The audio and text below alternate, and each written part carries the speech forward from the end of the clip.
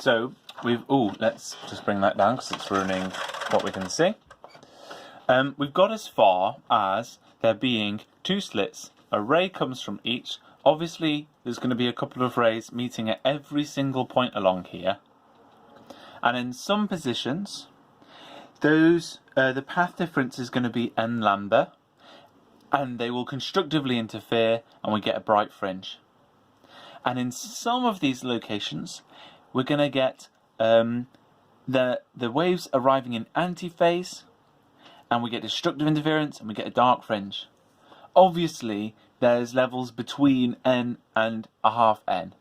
We have waves arriving in something between in phase and antiphase, in which case we've kind of got somewhere between the dark fringe and the bright fringe.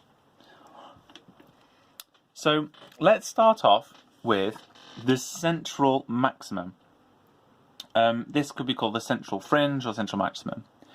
That is where the path lengths of both of them are the same, and therefore the path difference is actually 0 lambda.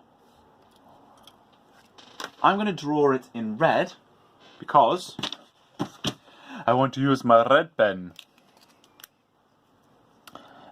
First of all, we're going to plan this out a little bit. We're going to say that in red we've got a intensity here. I'm not going to go all the way up to the top. You'll see why later. And the intensity, the overall intensity, will drop as we get towards the outside, but only by a little bit, not more than 10%. So here's going to be our maximum intensity, and we will have our first dark fringe. So let's say here it's constructively interfering, here it's destructively interfering. Now I've just made up this distance, but this is what you're often asked to sort of calculate in exams.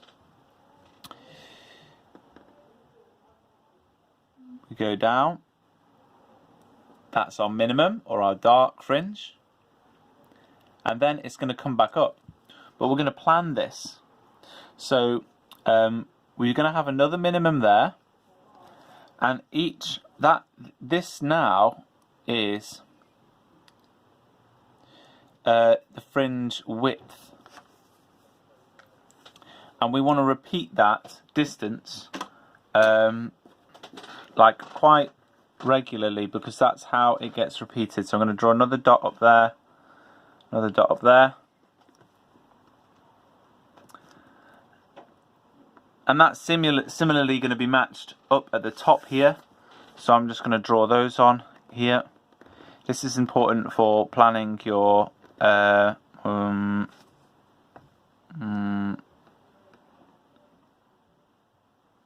I'm doing this sort of right.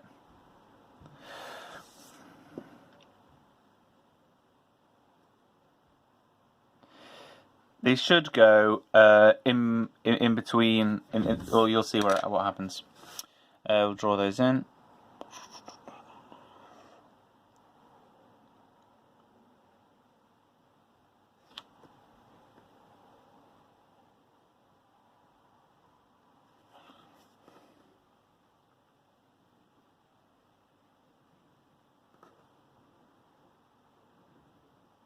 Okay.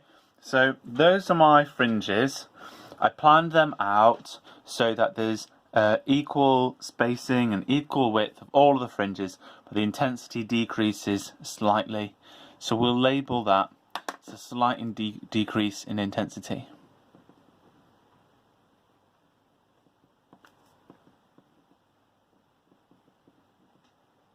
Okay.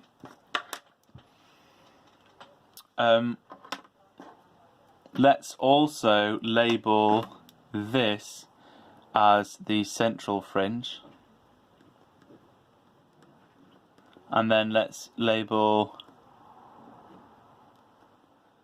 these ones as side fringes.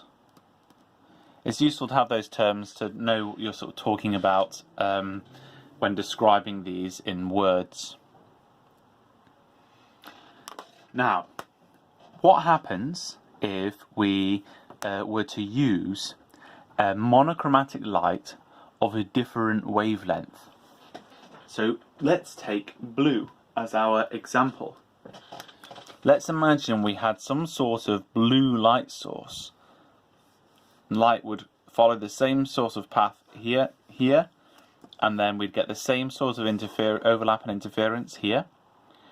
And we would have a central maxima or central fringe in the same place. How wide would it be in comparison? That's where an equation comes in really helpful. So the equation is that the width will be larger, obviously the further away this screen is, and obviously we get more diffraction with a larger wavelength, and this bit's less obvious. As this separation gets larger, that's the spacing. Oh! I'm drawing on the actual thing.